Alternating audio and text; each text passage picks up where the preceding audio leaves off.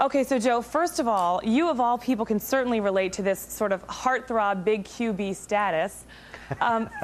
For Tom Brady, people are starting almost to focus just as much on that as they are on his football skills. Do you think that's going to be any kind of a distraction for him, or it could play in at all to his play?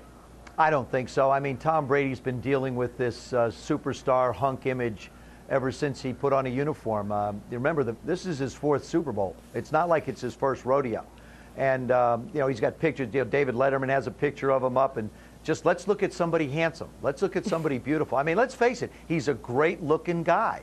And he carries himself in such a wonderful professional way. I mean, who wouldn't want, Tom Brady to be your son or your son-in-law, or to even get to know him would be fun. And I'm privileged to have had the opportunity to do that. But no, I don't think it'll be a distraction at all. So what do you think? How are the guys feeling now? You know what it's like. For the rest of us, it's just exciting. We're looking forward to the game. But they're actually preparing for the biggest game of most of their lives. What is that like?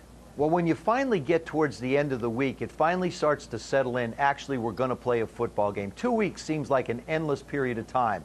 And now you get where you don't have to go to any more press conferences. You don't have to talk to the media. You can just focus on what you need to. They'll have a practice on Saturday, walk through a little bit, have dinner Saturday night, go over final details. The game out here is going to be played at 4 o'clock in the afternoon, which is great. It doesn't mean you have to wait that extra 2 hours until it gets to 6 o'clock Eastern time. So the game will come along quicker for them, which I think is terrific from a player standpoint. But now you start to focus and think about the ball game a lot more. And I don't know if they told you, but we're talking with you from Raleigh, North Carolina today, and we've got kind of one of our hometown kids is playing this weekend, Madison Hedgecock, who is from UNC, is the fullback, for the Giants.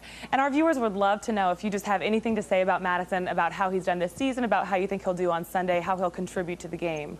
Well, I think that the interesting thing about Madison, he is one of those guys that you look at this football game, and he's not the first name that you're going to think of and say, that guy there is going to be one that's going to make a difference. But invariably, in every Super Bowl, there has been some unsung hero. And he certainly can be that guy, because for the Giants to be able to win this football game, they're going to have to run the football effectively. And I thought he did a sensational job against Green Bay, really being a road grader. I mean, and this is the thing that you love about a guy like him. He understands full well what his role is.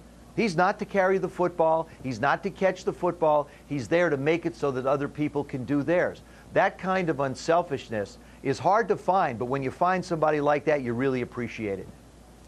Great. Thank you so much. And just real quick, once before we leave, for those of us who are not playing on Sunday and who won't be watching it in person, we'll be at Super Bowl parties, I'm sure. What are some of your tips for the best Super Bowl parties? I think the first thing you have to do to have a great Super Bowl party is get to the store now, go to the stores, and buy yourself Townhouse's new flip sides. It's part pretzel and part cracker, and it is all good. It's cracker on one side, pretzel on the other.